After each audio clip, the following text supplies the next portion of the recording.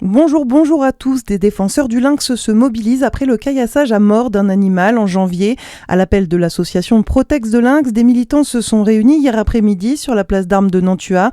Les associations The Wolf, Igma Biodiversité et Je suis sensible participent aussi au mouvement.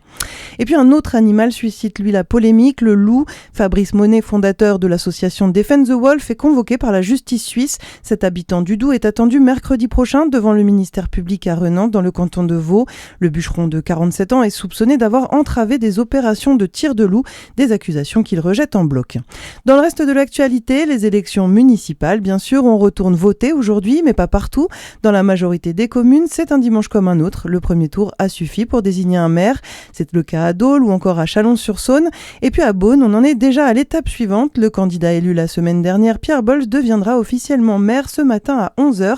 En effet, c'est ce matin que se tiendra la première séance d'installation du nouveau conseil municipal beaunois.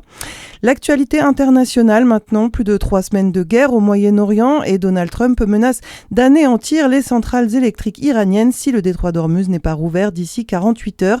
C'est le message lancé hier soir par le président américain sur ses réseaux sociaux.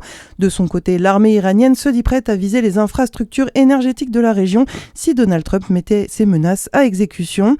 Le premier ministre israélien Benjamin Netanyahou, lui, promet de continuer à frapper l'Iran après une soirée très difficile pour Israël. Des frappes de missiles iraniens sur 2 villes du sud du pays ont fait une centaine de blessés.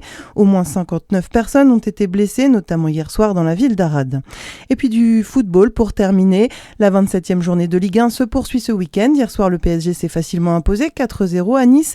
Un peu plus tôt, Auxerre a battu Brest 3-0 et Toulouse s'est imposé 1-0 contre Lorient. Ce soir, Strasbourg affronte Nantes. Ce sera en Loire-Atlantique à suivre à partir de 20h45. Bonne journée sur Fréquence Plus.